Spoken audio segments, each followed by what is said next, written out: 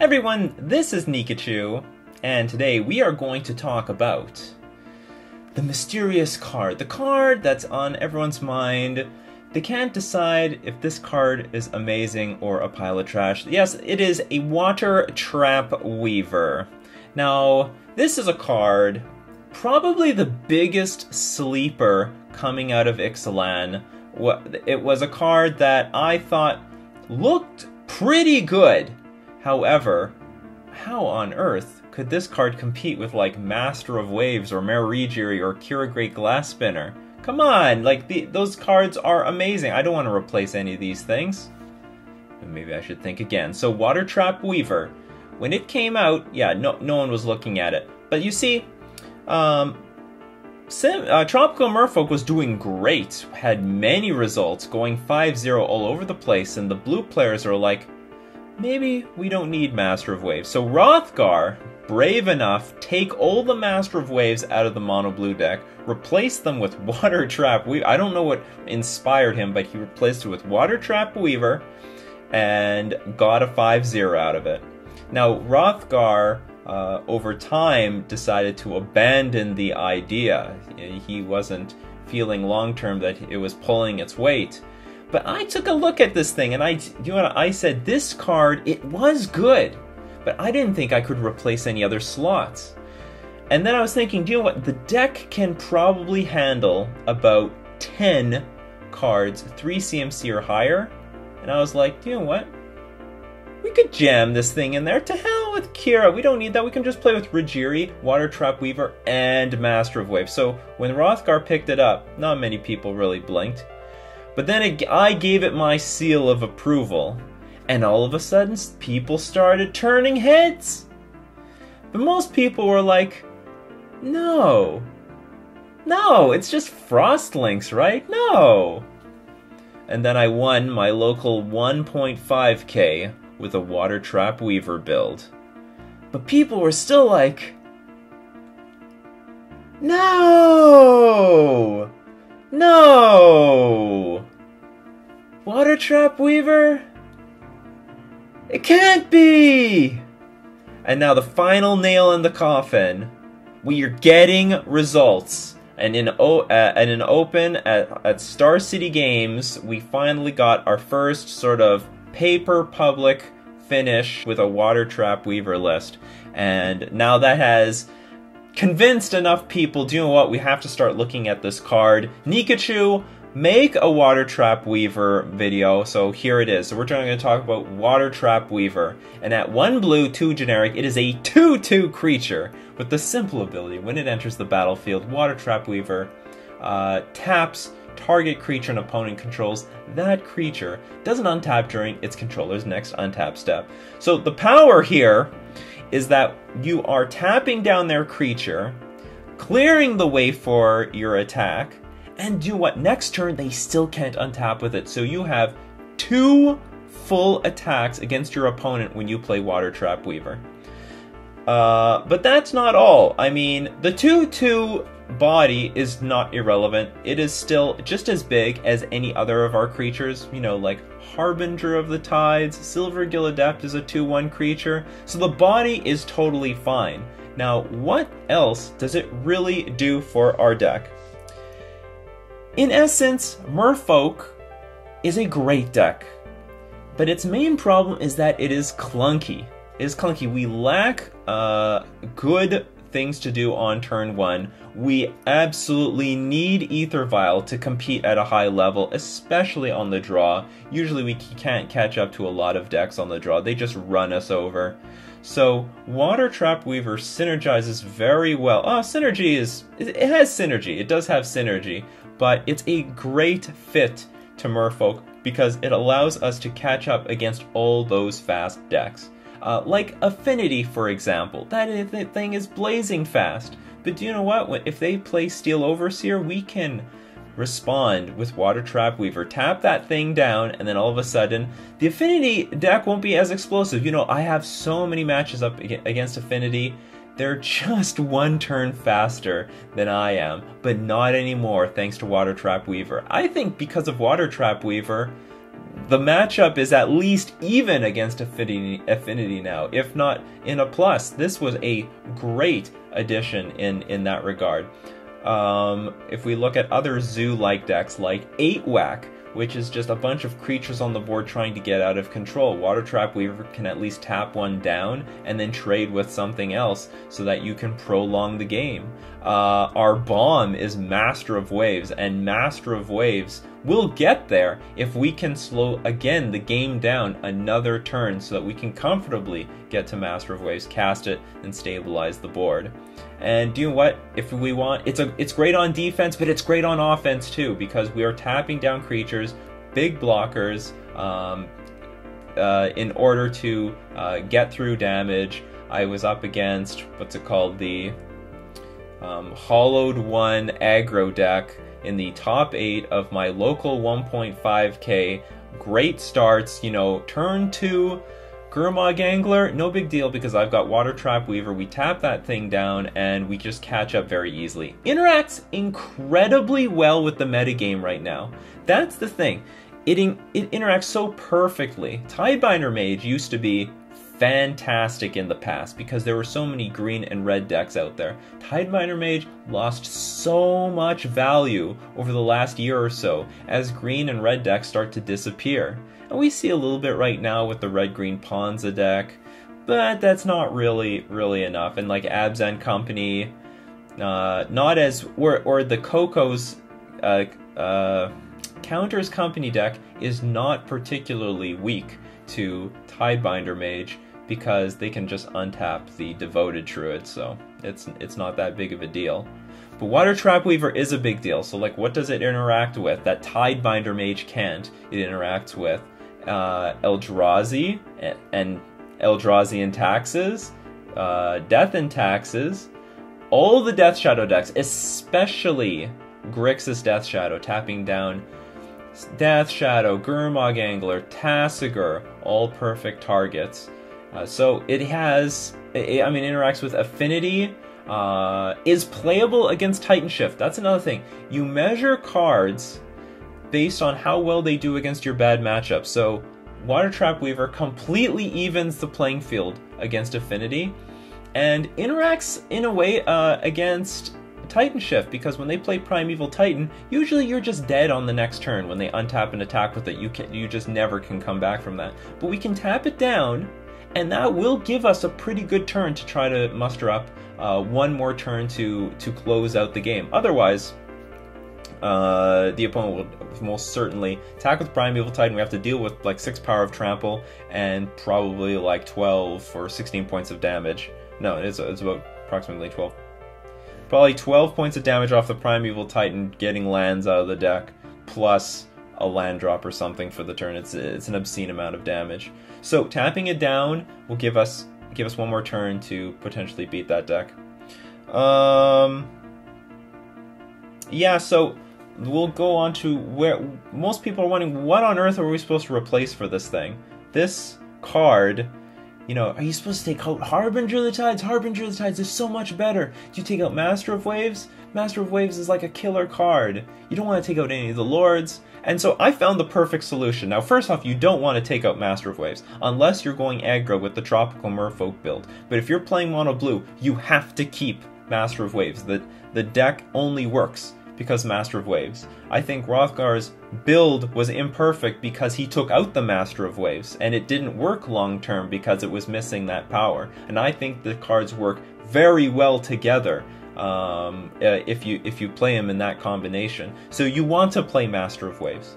Don't take out Harbinger of the Tides. Don't do that. That card is definitely better than Watertrap Weaver and has actually incredible synergy with Watertrap Weaver. So you play, when we have Harbinger of the Tides, we don't always have a target. That's another thing. Harbinger of the Tides is a really passive card.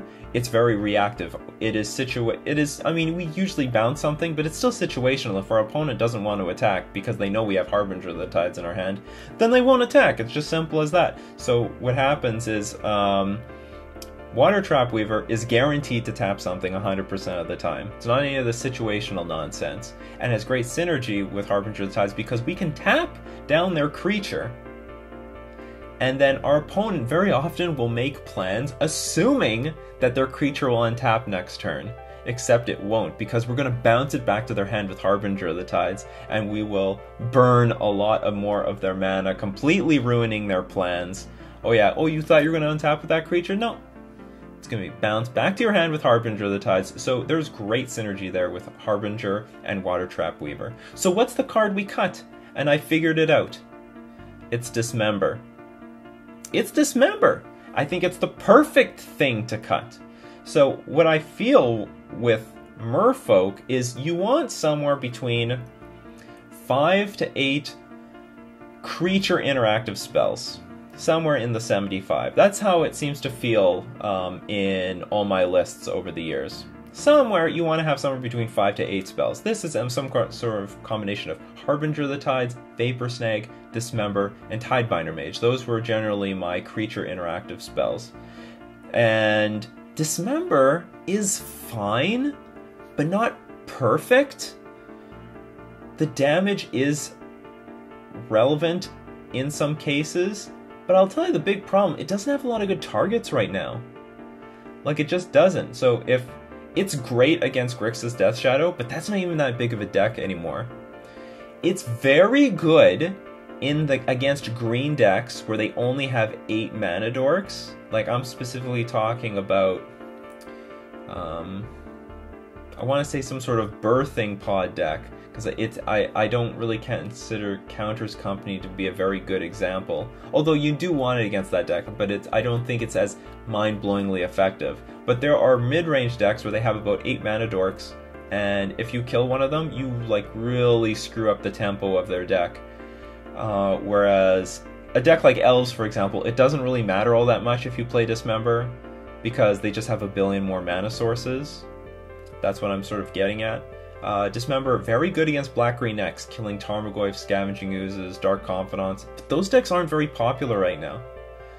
It's fine against Eldrazi decks. It's fine against Death and Taxes-like decks, but not great. It doesn't help that there's a lot of combo decks out right now where Dismember is not very favorable. We have control matchups where Dismember is just bleh. It's not perfect. So Dismember is a fine card in the metagame, but not, I wouldn't say it's like over the top great, and I felt like it was worth the cut. The advantage to Watertrap Weaver is that it's at least creature interaction while having a body attached to it. That's the most important thing. And I feel if I were to analyze Watertrap Weaver very closely, it's very close to Vapor Snag. So you bounce a creature back to your opponent's hand, and they'll replay it on their next turn. Watertrap Weaver actually is a little bit better in that way, in that you will tap down their creature, and it's immobilized until, like, the next turn after their next turn. Except they're not going to pay any mana to put it back in play. But it has a very similar effect to that. But it's really good to have creature interaction attached to a body. I know it costs 3 mana, but I think it is definitely worth the casting cost. So Dismember, I don't want to say it's bad. It's a fine card. It's definitely good. It's definitely playable, but it's not perfect. I wouldn't say it's very well positioned. I would say it's just fine. So in matchups like Titan Shift, where Dismember is useless, in matchups like Ad Nauseam, where Dismember is useless, Watertrap Weaver is at least a creature that can get in an attack. And not to mention that Storm is a very big deck right now. I think Dismember is very overrated against Storm. I think back in the days when they played with Pyromancer Ascension, having one of their creatures out was really important so that they could play enough cards at the same time or as quickly as possible to get Pyromancer Ascension online. But now it's really easy to disrupt Storm with just a counter spell or Relic of Progenitus, and their Goblin Electromancer or Baral, Chief of Compliance, doesn't really matter all that much. So Dismember losing value in that matchup, and if it's losing value in that matchup, I would rather just play with Watertrap Weaver. And so, and the final nail in the coffin is, even when I play against Black-Green X, where Dismember I think is better than Watertrap Weaver, I still found Watertrap Weaver to be playable. You know, tap down their creature, attack their Liliana for the kill, tap down their Tarmogoyf, just get aggro and race them, or even slow down the game, whatever, no big deal. Watertrap Weaver still was very playable because it's just another thing they have to kill anyway. And what else to say about Watertrap Weaver? So yeah, still playable in all the matchups where I figured Dismember would be good. Like, it's great. It's very good against Eldrazi. You know, tap down Thought-Knot or Reality Smasher. Has very good synergy. So in all those matchups where my opponent has like just a ton of big creatures on the board, so Eldrazi Tron, Death and Taxes, Eldrazi and Taxes, where they set up a wall, Watertrap Weaver interacts very well with Merfolk because you cast Watertrap Weaver, Merfolk will tap something down, and then you tap another thing down when Watertrap Weaver enters the battlefield. So you hopefully tap down all the big things, and then you swing in for a lot of damage and your opponent makes some unfavorable blocks. So there are more ways of pushing through damage if you don't have Spreading Seas available to you. The last thing I could probably say about Watertrap Weaver, yeah, you know what, Watertrap Weaver, it exceeded my expectations. It really did. So it is, in the grand scheme of things, a decent replacement to Dismember. It's a 2/2 body when we need it. Has very good synergy with the deck with Merfolk and Harbinger of the Tides. Helps us catch up against the really fast decks and some of our bad matchups, which is like a benchmark, a very strong benchmark whenever we evaluate a card. How well does it help our bad matchups? And Watertrap Weaver helps a lot against like Affinity, for example. Oh, and if you can vial in a Watertrap Weaver, because if you play Watertrap Weaver, it says that your opponent does not get to untap their creature at their next untap step. So if you can vial in Watertrap Weaver on your opponent's turn, it gets tapped down, and then on their next turn, it still doesn't get to untap, and then you again have like another round at attacking them for free. So like, you know, you get them all over the place with Watertrap Weaver. Yeah, 2/2 body, great, like just great overall.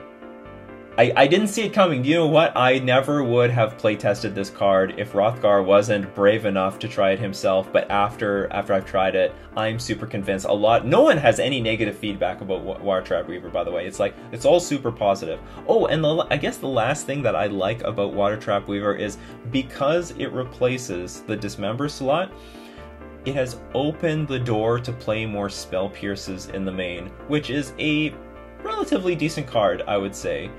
Right now, it has enough targets that it's pretty relevant, and it is nice to be able to shove some counterspells in the main deck so that you have more sideboard slots in the sideboard. So now that we have no creature interaction on turn 1, yeah, we could throw some Spell Pierces in there, and the deck feels just incredibly balanced. So I've had a lot of fun with Watertrap Weaver. I know a lot of people have been starting to have fun with it. I hope you enjoy how much you have been watching me play with it, and I really encourage anyone who hasn't to just try it out. It's a lot better in play than it's a lot better in practice than it looks.